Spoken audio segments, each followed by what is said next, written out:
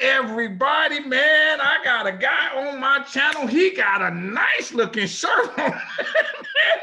Man, I'm gonna tell you, brother, when it's over, I want to get one of them shirts. That shirt, I can connect you, man. And everybody, you know, I'm Anthony Brogdon. And if you don't know me personally, I kind of like to dress up a little bit. I want a shirt like his. You will see it when he come on the channel. So this man right here, he wear nice shirts and he's smart.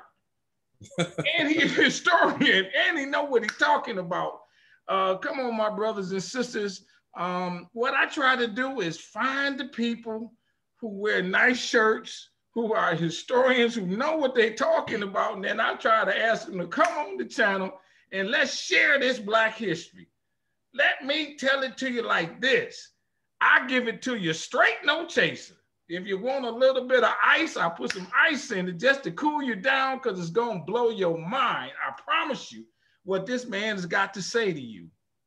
You ain't never heard before. Watch out. And so here on the channel, I ask you to do a couple things for me, my brothers and sisters, because I know you're watching. First of all, subscribe to the channel. It's free. Just hit the button. It's a button that says subscribe to it. And then I want you to do is like this video, because I'm telling you, this man gonna put it on you. You're gonna be like, wow. And thirdly, I want you to tell somebody, oh, no, hold on. I'm going ahead of myself because I'm so excited. I want you to hit the notifications bell so that every time I put a video up, you get a ding and you've been notified. And I'm doing 4 or 5 videos a week, my brothers and my sisters of the Strong Inspirations family. I want you to tell somebody about the channel. Don't keep this to yourself so that you act like you know everything. You come out, my man that told you some good stuff and you run around telling everybody and don't want them letting know where you got it from. Don't do that. And then I want you to do something on my personal tip. This is how I make my living. I'm a filmmaker, everybody. I got this documentary out called Business in the Black, The Rise of Black Business in America.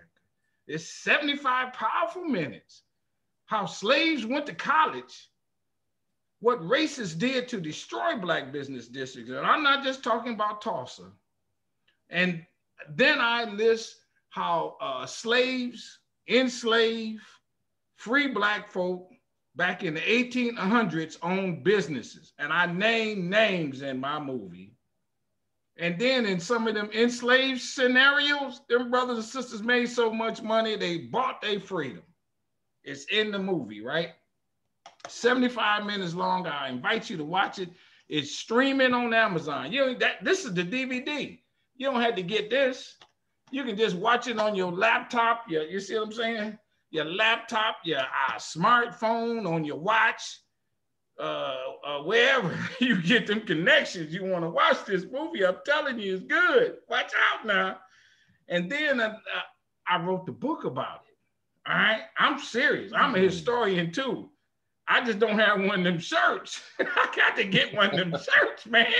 Yes. I got some nice shirts, but I ain't got that one. I got to get that shirt. My book, Black Business Book, is just like the movie, but it's got more facts. And the facts are going to blow your mind so much that you're going to be like, wow, I ain't never heard of that. So I tell you where I found it. The book don't have no commentary because I ain't trying to dilute or interpret what the facts say. I let the fact stand on its own. All I try to do is give you the fact, and it's over 200 facts. It covers the same thing as the movie, but it's a little more thorough, my friends. And the book, just like the movie, is available on Amazon, but I invite you to also go to my website, which is businessintheblack.net. That's the website. So go there, my friends. But without further ado, I'm gonna bring on the man with the shirt. Good looking guy. He ready to tell his story. He said, man, quit talking so much, man. Let's get it on. So go ahead, brother. Introduce yourself. I appreciate you being on the show. Let's make it happen. Thank you so very much, Mr. Anthony Brogdon. I appreciate you. I appreciate what you're doing, and I thank you for having me on your show. Thank you. I like the name Strong Inspirations. Yes, sir. Strong Inspirations. We certainly need strong inspirations. Yes, we do. Thank you for now hold on. Having me say your name so they can know you. Thank you. Yes. Okay. So my name is Kwesi. I'll pause for a minute for it to sink in. Kwesi, spelled Kwesi. So that's my first name. Kwesi means male born on Sunday from the Akan ethno-linguistic group or tribe in West Africa. Okay. So now, where you from? Where you from? You got an accent. Where you from? I'm from Ghana, West Africa. Mm-hmm. Okay. And now you live where in America? I live in Beaufort, Georgia, which is northeast of Atlanta by about 35 miles. Oh my God, we got to talk about that for 2 minutes. How a brother come from Ghana to Beaufort, Georgia? Mm-hmm. All right. Well, so I'm a landscape architect. I came from Ghana in 1983, so now I'm dating myself, of course. Went to the University of Georgia, got a degree in landscape architecture. So that's my day job. I practice as a landscape architect. And as you mentioned, I'm into landscape history. And I know that's what we'll talk about. But so yes, originally from Ghana. And the shirt that you talk about, I'm going to try and get you one. This is from Ghana. Oh. So yes. So now let me ask you this. Was Ghana, Ghana's on the west side of Africa, correct? Correct. So was Ghana really, they got a lot of them brothers and sisters from Ghana in the slave trade? I have to pause and I have to say yes. Man. I have to tell you this. Yes. Ghana used to be called the Gold Coast of West Africa. If you Google the Gold Coast and the people from the Gold Coast, they were all over throughout slavery. So Ghana used to be, well, West Africa was, I hate to use the term, almost a shopping mall of our brothers and sisters. My own hometown called Cape Coast, if you or any of your audience Google it, one of the things that will come up is a white fort. They call it Cape Coast Castle. It was the largest fortification the Europeans built on West Africa. So you know what happened. So lots of people came through that town and through that fortification into the Atlantic world. At one time, Great Britain had Cape Coast Castle as their headquarters, basically. And in fact, Ghana has got a very, very unfortunate, unique history. If you go all over West Africa, you'll find forts and castles, as they call them, basically slave forts and dungeons. But no country has more fortifications on its coast, on its small 400-mile coastline than Ghana. Really?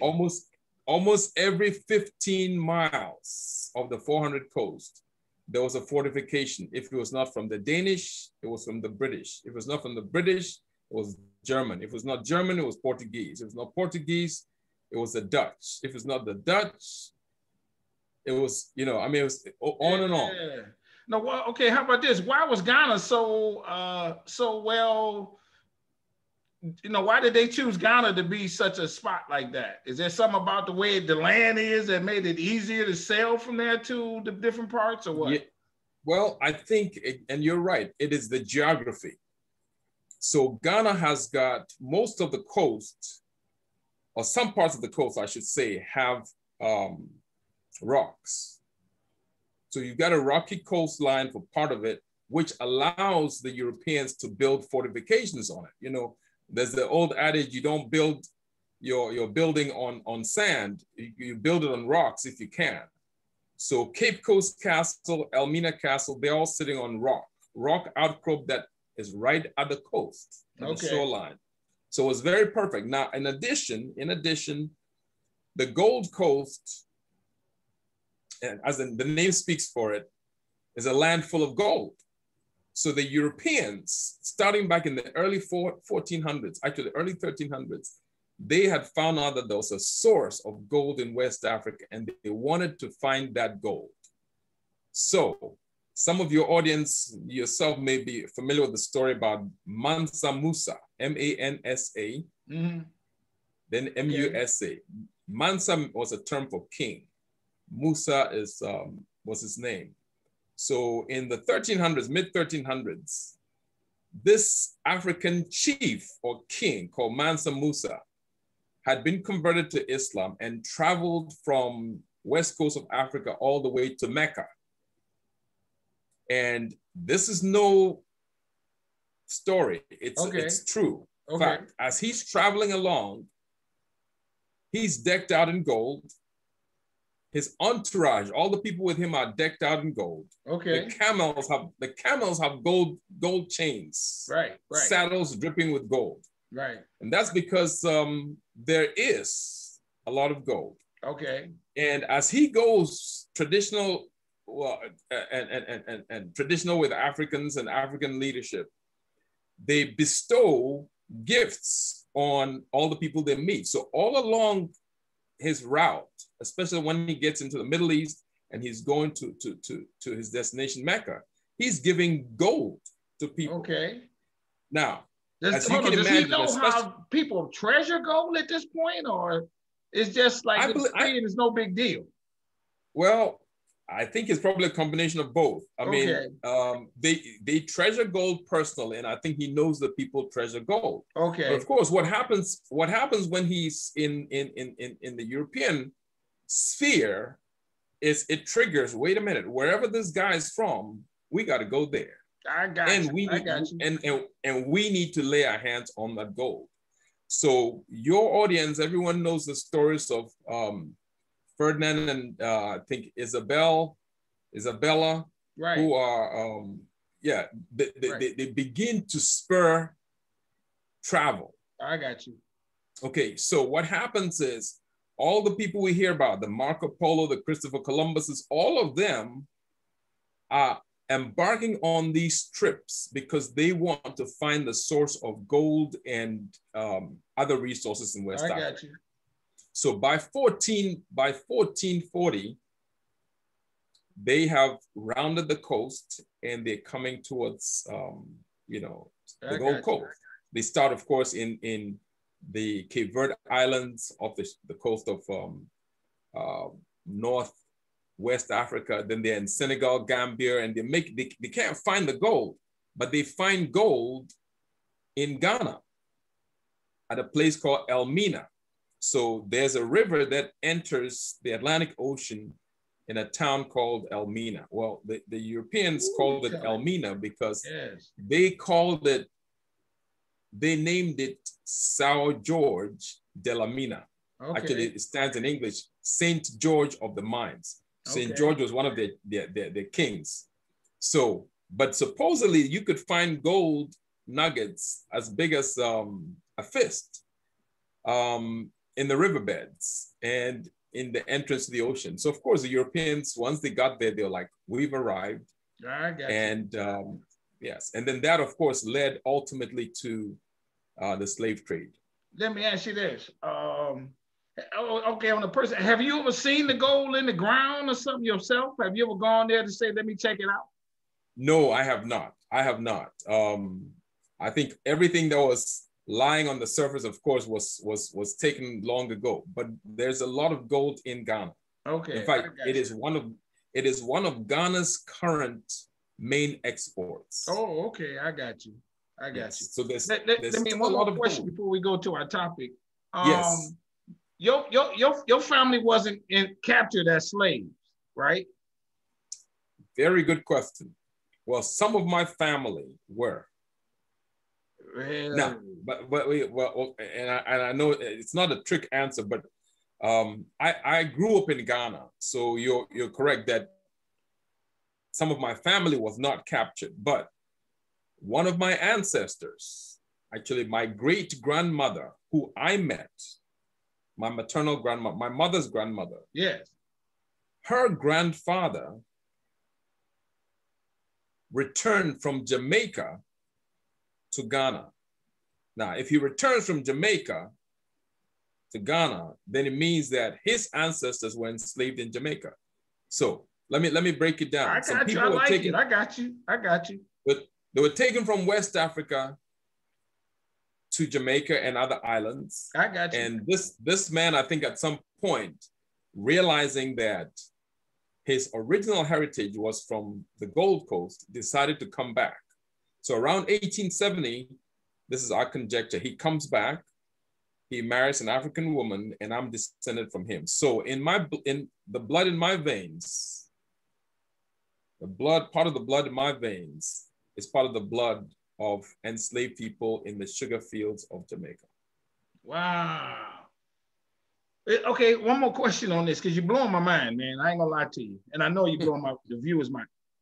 People who were not captured into slaves, is there a love between those that were, or is there a internal I'm better than you kind of battle between those that never left Africa than those that did? You know what I'm saying? Okay. Is there something there? I know exactly what you're saying. Now I can only speak from the point of view of Gold Coast, where I'm from, or Ghana. In Ghana, there's nothing like that. I got you. But it is also because in Ghana, and actually I think in most of West Africa, the Africans who remained do not know the horrors that the Africans who were taken went through. There's very little clue. I myself did not know much about slavery until I came to America. And it sounds weird for people to say, what do you mean you didn't know much? Well, the history books that I read when I was in elementary school, middle school in the 60s, and even high school in the 70s, most of those books were written in England because Ghana was a British colony. So there was a whitewashing, if you will, of the history.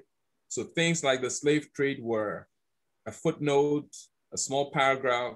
So we did not know the details. I did not know the horrors of slavery until I came to America. Okay, that's going to lead into what we talked about, what we're going to talk about, that what you do know. But hold on, I got to go back one more step.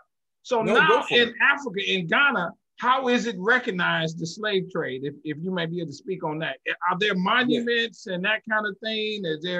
This is the trail that the slaves walked to get to that? Yes. That kind of thing. Give us a couple of those.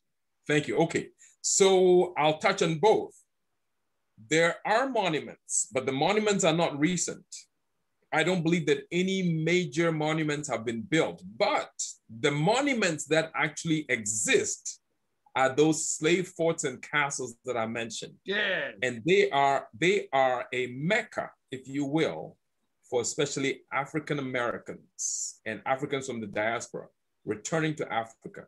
If you go to Ghana, when you land at the airport, most of the people who are landing, if they are African American or from the Caribbean, they're heading straight to Cape Coast. Wow. Okay, I got one more question, man. Why don't somebody destroy them buildings? You know what I mean? It's got such a degradation, such a negative connotation. Has anyone ever tried to bomb the building and say, I don't want this there no more because this is a tribute to what white folks did?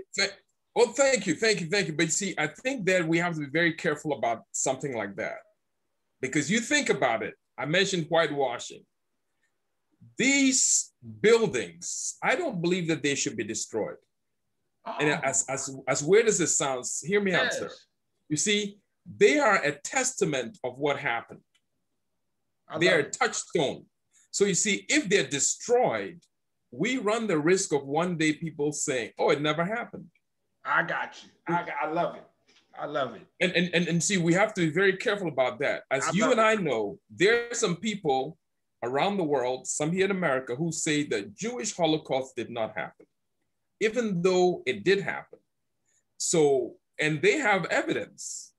Their buildings still there. So the forts and castles I got you. Are evidence. And I'll tell you this, as sad as it is, as painful as it is, I have seen people, I've gone to Ghana with many African Americans, and you know many who've gone. Some of your audience have gone. Yeah. They will tell you that when they go into those forts and castles,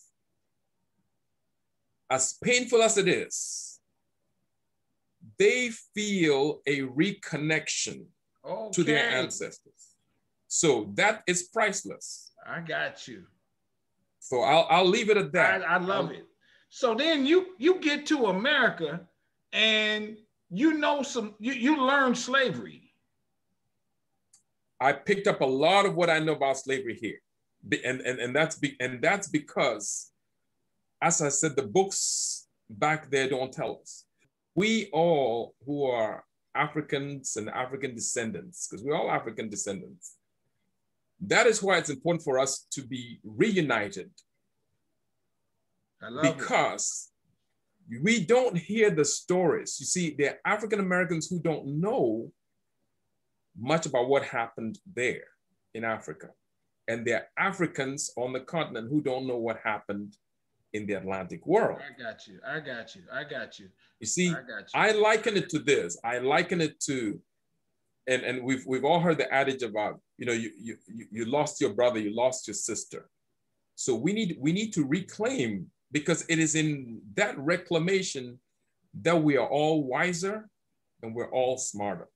And one of the depths is one of the things that you're going to share a little bit is the weeping times, right? Yes, thank you. What is that? What is that? Oh, all right. Oh, hey, hold on, before you go. Hey, listeners, stop what you're doing and listen to what he's about to tell you about what happened to us in something that they call weeping times. Go ahead, everybody. Be quiet for a minute.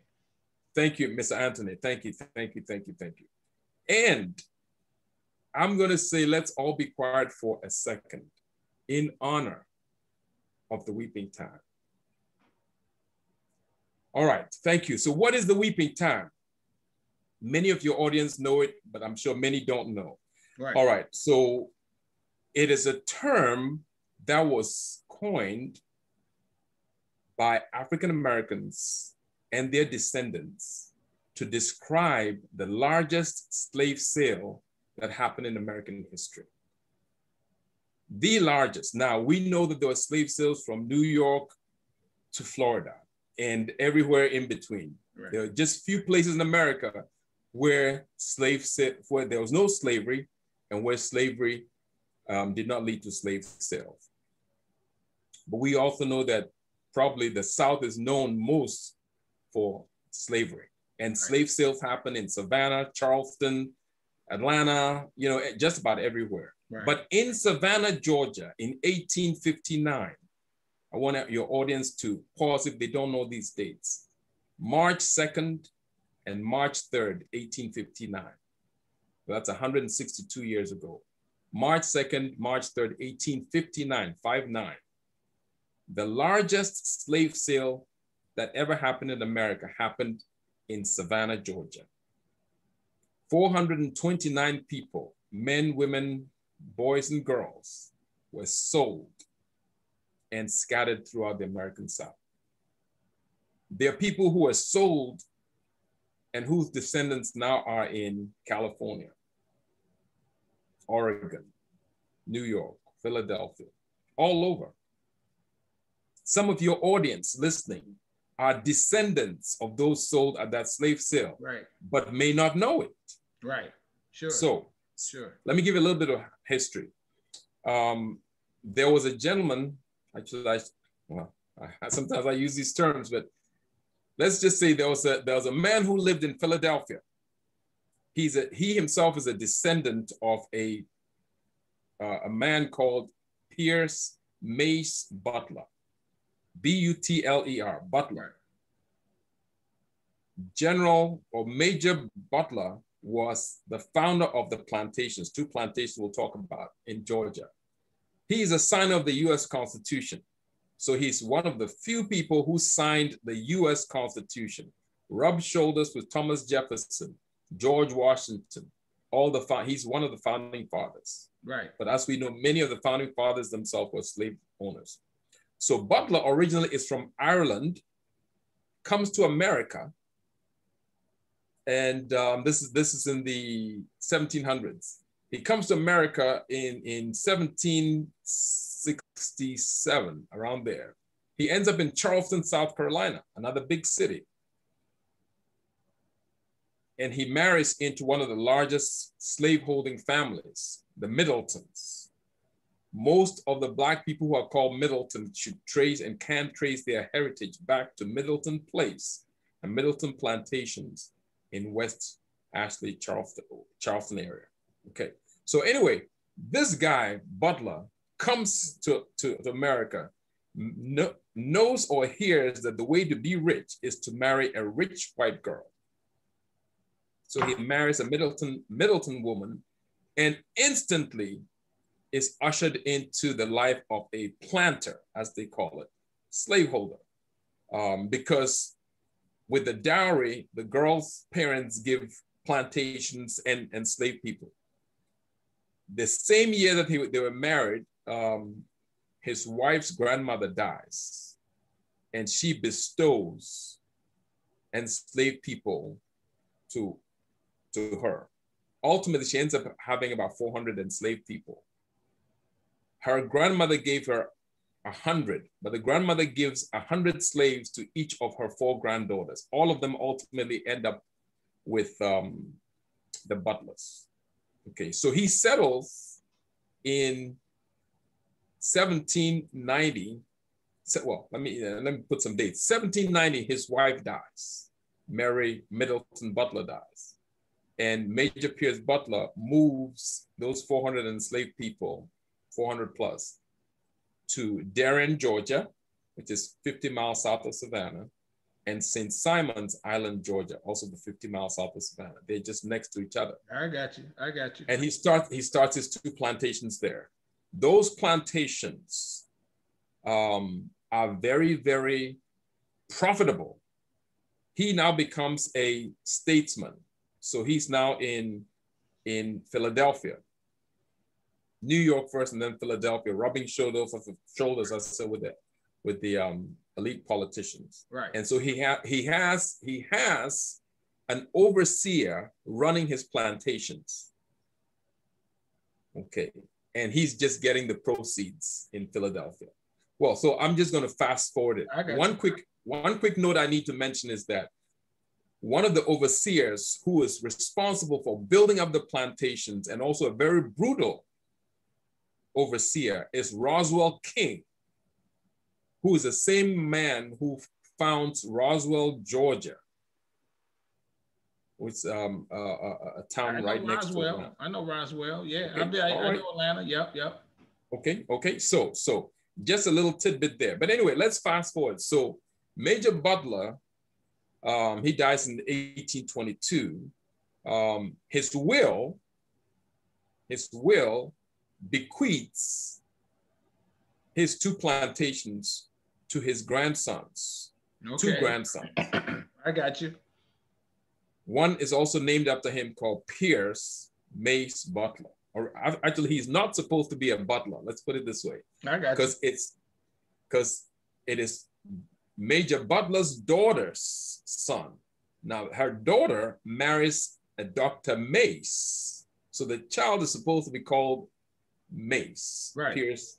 But the grandson puts in his will that for you to inherit my property, you need to be called Butler. He wanted his name to live on. I got you. His name has lived on.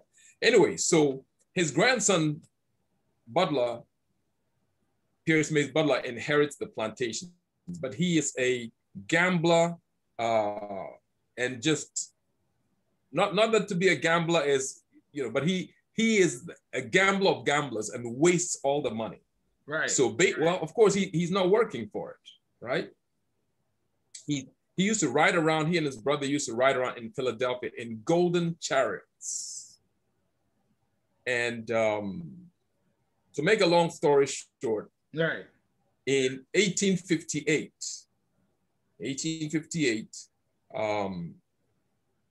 he's broke, or at least broke enough where his creditors are after him for money that he's gambled away. And he lost the money in the stock market of 1857. But basically, he squandered the inheritance. Now, at this point, there are 919 enslaved people on those 2 Butler plantations, half of them in St. Simon's Island, half of them in Darien, actually in an island called Butler Island, just off the coast of Darien. Mm. And so here's what the decision is, that he needs to sell. He needs to sell some of the people. So they take 429 people and bring them by boat and by train from Darien, Georgia, up to Savannah, Georgia. There was a slave sale advertisement put in the newspaper in Savannah, February 8th of 1859. I want to drive that date home. Right, I got you. Any of you, write it down, next year, February 8th. Remember it, it's an important anniversary. So, but it was advertised not only in Savannah, it was advertised throughout the Southeast.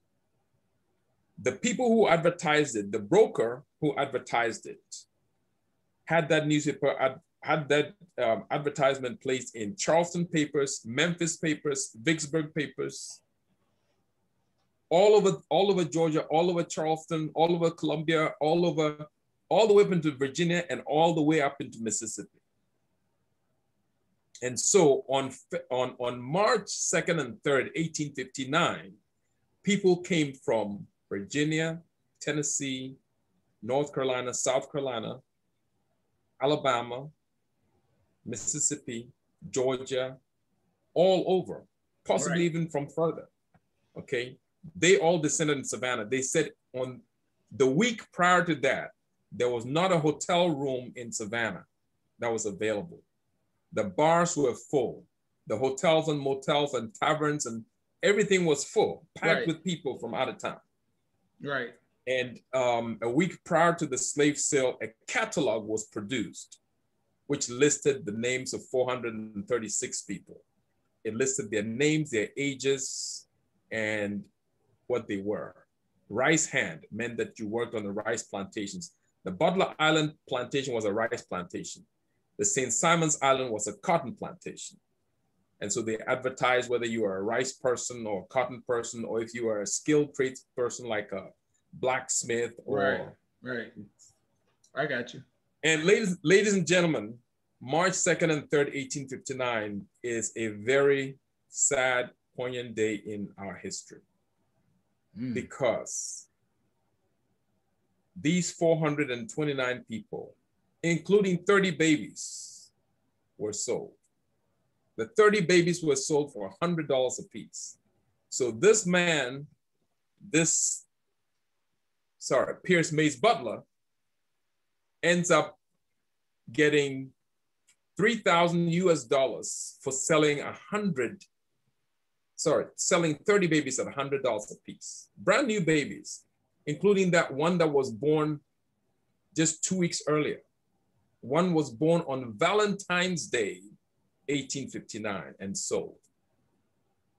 But over the 2 days of the sale, it rained torrentially. Now, again, this is not a the Lord getting them.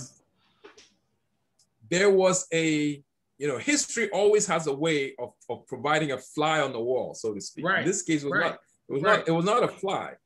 There was a well-known journalist named Mortimer Thompson, but his pen name was Doesticks, Doesticks, Doesticks.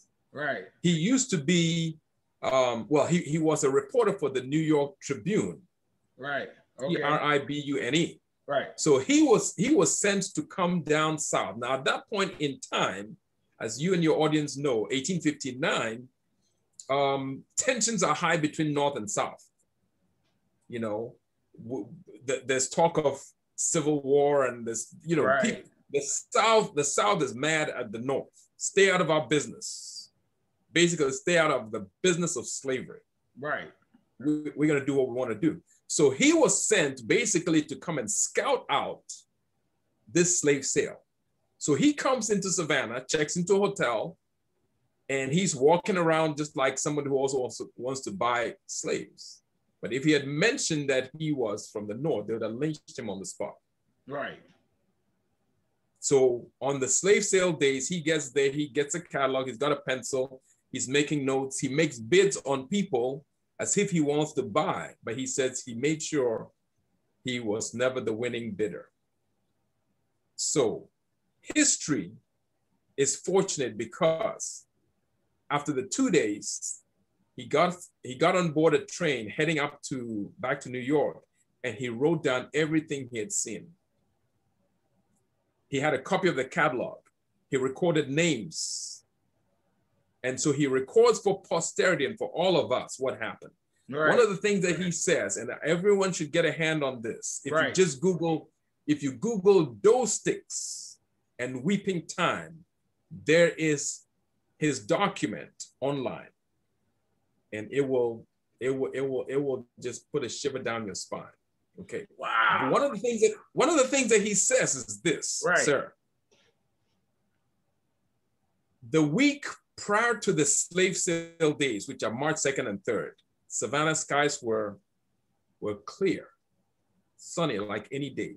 And that's when people were inspected. They were opening up mouths to check teeth and check your muscles, and checking the women, everybody bending down, all that to be checked out. But on March 1st, the night leading into March 2nd, it started to drizzle. And on March 2nd, they woke up in Savannah to rain, not just any little bitty rain, torrential rain. Right. The slave sale was supposed to happen at 10 o'clock, or to begin at 10 o'clock at a horse race course that's on the west side of Savannah. The race course is, of course, no longer there, but the land is there. The land right now is actually mired in a controversy that, if I have time, I'll mention. But it used to be called the Ten Brock race course. Right. So it started at 11 o'clock in the midst of the rain. So they were calling people out. They were housed in horse stables. Wow. At the race course. And they were brought out to a grandstand, the big bleachers, if you will, but a grandstand. Right. And underneath the grandstand, there were rooms where the slave sale happened. And Doe Sticks records all this. Yes. Which is why it is absolutely important that we have people like yourself, yes, like Doe Sticks, to record these. Because if Doe Sticks had not written that, we would not be having this conversation. Yes, that's right. Let me ask you a couple of questions on this. Who coined the term weeping times, do you think? Okay, it was the African Americans who were sold and those who were around. Let me tell you why. And I was getting to that. Right. Because of the rains, it rained torrentially on March 2nd, all day while the slave sale was happening. March 3rd, all day while it was happening. When the last enslaved person stepped off the auction block, as in, we're done, we've sold the last person, the rain stopped and the sun came out. Wow. So those who were sold said the rains were God weeping at the slave sale. Let me ask you this, and this is a crazy, crazy question. How, if you got 450 people, and let's say over 2 days, and you had to stop at night when it got dark. So let's say if you started at 11 o'clock, let's say you only did 7 hours.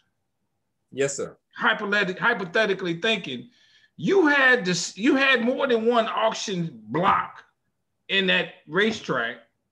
I would think it's not like there's one in the middle, and so I guess what I'm trying to get at is, how did that day go? They had more than one, block that a black guy, black lady, whatever, stood on, and it was like you know what I'm asking? And it takes you 10 minutes to sell a person. How do you sell that many people that fast? Well, let me tell you, that's a great question. Great question. Now, all we have to go by is the record that Doe Sticks left. Now, he says there was just one auction block.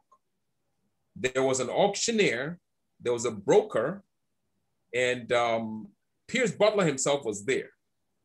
Okay, now, I need to mention a few names. So the broker was a gentleman called Brian. Okay, so and he had the auctioneer with him. Well, they're doing brisk business. They did not sell people individually. Oh, they sold them okay. Well, here's what they sold them in family groups. In family groups. So what they would do was, all right,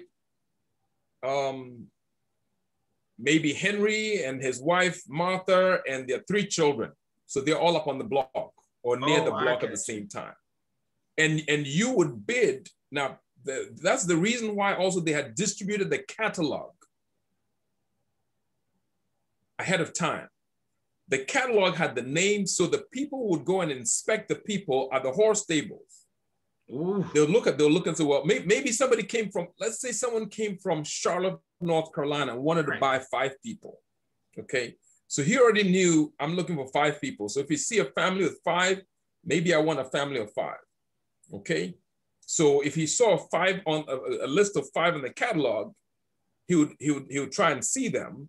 He could check them out. And if he knew this is all he was going to, all he wanted, then when he went there, he was waiting until that family came up. And the bids were quick and fast. But here's the thing, you're right, they went from when they started at 11 o'clock that morning until I'm sure it was dark. Right. So they sold roughly half. There were 429. So if we split it down the middle, they sold 210, 215 people the first day. Okay. As we kind of come to a close, what happened to the guy that sold, that they were all his slaves? Did he, I mean, that settled his debt? He still had 400 some more slaves. Did he go regular through life? Like, all right, well, I did that and now I'm back to ground zero? Or what do you think happened to him?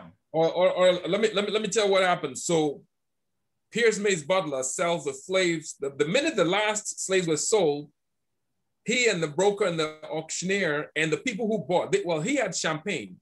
They pumped champagne right there on the auction grounds and toasted themselves because he made $303,850. I want to repeat that number, 303,850. Right. Now, today, $300,000 is a lot of money. Yeah, that's millions. In 1859, it's between $9 and $10 million. So he makes $10 million. So they pop the champagne, and of course, in his mind, he's done good. So immediately after that, he takes a trip by boat to Europe, spends some time there, but he comes back. Shortly after this, the Civil War starts, 1861. So 2 years after this, and in fact, if we put it this way, he was one of the, he cashed out before the Civil War, if you will. Yeah, that's so, the way of putting it, yeah. Yeah, that's, he saw something coming, but he cashed out. Right. So, during the Civil War, of course, he was, though he lives in Philadelphia, he sides with the South because that's where his money, his bread and butter came from. Right. There's no knowledge that he fought in the war. Right. There's knowledge that he tried to get some arms, guns down to the Confederates. But anyway, after the Civil War, when the planters were allowed to come back, originally, as we know, Lincoln was, but then of course, I believe Johnson allowed the enslaved people, the enslavers, to come back and take possession of their land. So he and one of his daughters come back to Brunswick, Darien, and St. Simon's Island to sort of run their plantations again. Right. They came back in 1866 after the war. But as fate would have it, he catches malaria or something. Yes. Yes. He catches something in 1867 and he dies there. But you know what? Guess what happens? When he catches this malaria or whatever on the island, Guess who rose him to a doctor on the mainland, Darren, Georgia? Of course, it is his trusted, enslaved, well, formerly enslaved, but now free man who working for him. So they rode him over to the mainland, Darren, but he doesn't survive and he dies. Man, he actually died he died quite young. He was born in 1810, died in 1867, so he was 57. Man. Yeah, but he's buried in Philadelphia. He's buried in Christ Church. For those of your audience who are in Philly or who go up to Philadelphia, Christ Church in Philadelphia. Major Butler is buried there. Pierce Mays Butler is buried there. A lot of the brothers and a lot of the children are buried there. But anyway, I thank you for giving me this opportunity to share about the Weeping Time. I thank you to everybody. If he didn't make you think on two fronts, I don't know what will. If he didn't make you like this video, I don't know what will. If he didn't make you appreciate the relations between us in America, us black folk and the black folk in Africa, I don't know will. But we're going to keep coming at you on Strong Inspirations with this kind of stuff. My brother, I got to tell you this in front of my audience. I want to have you back because I know you know more. Please. And we're going to work to do that, everybody. Thank you. I'll be happy to come back. Thank you for coming on this show. Everybody, I ask that you subscribe. I ask that you like this video. I ask that you hit the notification bell. I ask that you tell somebody about Strong Inspirations. Watch my movie. Read my book, please. And we're coming at you strong at all occasions. And so to you, my brother, I say this with all sincerity. I want you to stay strong, stay safe, stay on your grind. We love what you're doing by sharing your knowledge and your expertise with us. We're going to say bye-bye, we out. Until next time. Thank you so much, sir. Thank you. Thank you, audience. Thank you.